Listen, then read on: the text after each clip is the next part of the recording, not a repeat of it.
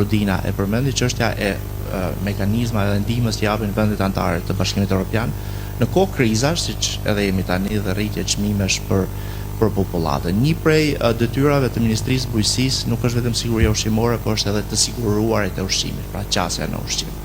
që do thotë një mekanizma mbrojtës ndaj konsumatorit në raport me çmimet. Spari a ka ardhur koha që Ministria e Bujqësisë bashkë me ministri të tjera siç është e ekonomisë, sepse kujtoj që zonja Ibrahimaj para 3 ditësh përmendi që po monitorojmë çmimet e disa produkteve të shportës e tjera, të ndërtojë një shport, sepse ne nuk dim sot se cila është shporta e produkteve ushqimore dhe jo ushqimore, për cilat Shqipëria duhet ta miratojë. Pra të dihet që kur merren masa për produktet e shportës të dim cila është shporta. Ne nuk e dim sot, ne nuk kemi një listë produktesh ushqimore dhe jo ushqimore, sepse e theksoj dhe jo ushqimore, sepse duhet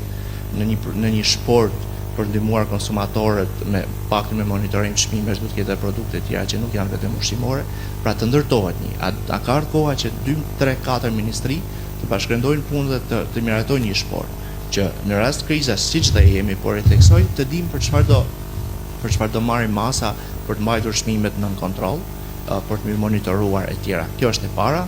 Dhe e dyta, jemi në një periudhë kur Komisioni Evropian nëpërmjet mekanizmit Digisantes e ka Shqipërinë në monitorim, Ministrinë e Bujqësisë për 3 kapitujt e vet. Por veçanërisht 12-ta.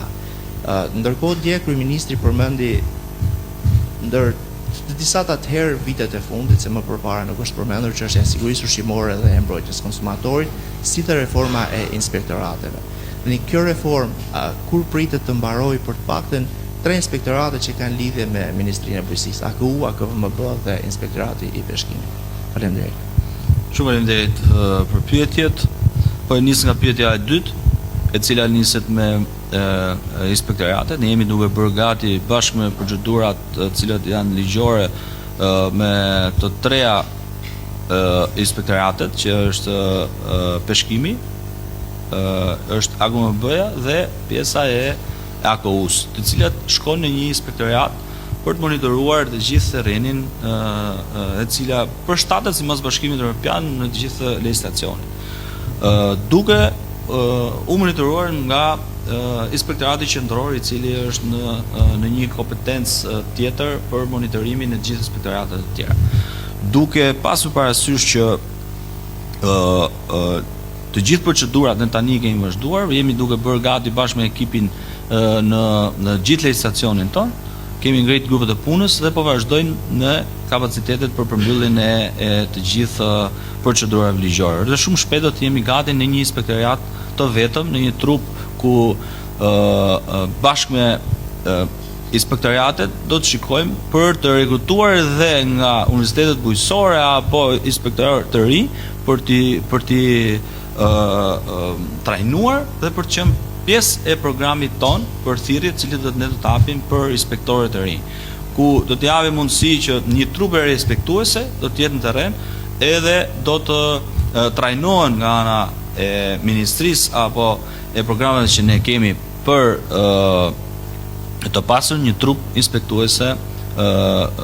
më të konsoliduar, por edhe një trup të re për të vazhduar programin që ne kemi në sigurinë ushqimore, që është shumë i rëndësishëm për kapitullin 12 që ju përmendët, por edhe për konsumatorin i cili do të një siguri ushqimore më të mirë. Dhe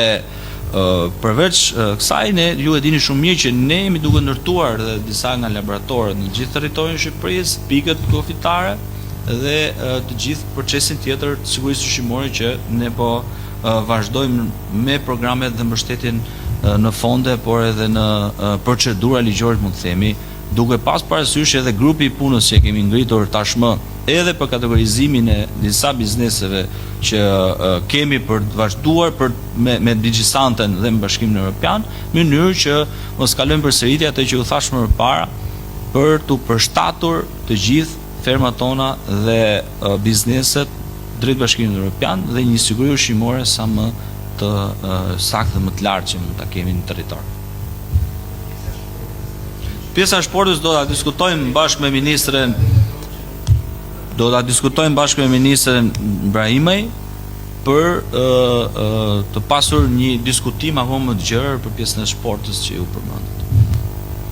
Mimoza Ibra nga Vision Plus. Zoti Ministër, ju i prezantuat masat mbështetëse që janë pjesë e skemës kombëtare,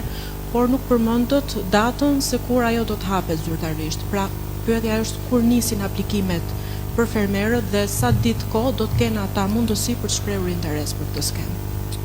Ne do të vazhdojmë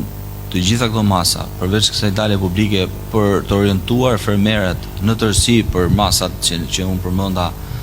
pak më lart, do të jemi edhe në